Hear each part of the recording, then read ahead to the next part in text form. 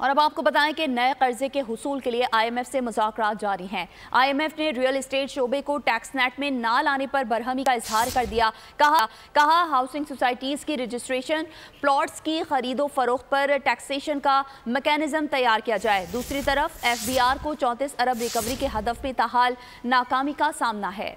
Real estate sector को tax net में लाने पर IMF का इज़हार तशवीश। कहा हाउसिंग सोसाइटीज की रजिस्ट्रेशन, प्लॉट्स की खरीदो फरोख्त पर टैक्सेशन का मैकेनिज्म तैयार किया जाए।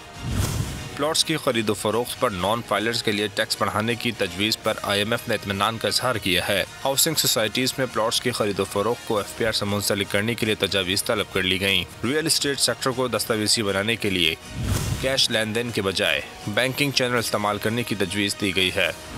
वफाक और सूबों में रियल एस्टेट सेक्टर की टैक्सेशन पर हम आहंगी के लिए इत्तेफाक न हो सका। ये तय किया गया कि प्रॉपर्टी एजेंट्स का डाटा प्लॉटों की खरीदो फरोख्त को बाकायदा FBR में रजिस्टर्ड किया जाएगा। सब्सक्राइब करें और बेल दबाएं ताकि कोई खबर रह न जाए।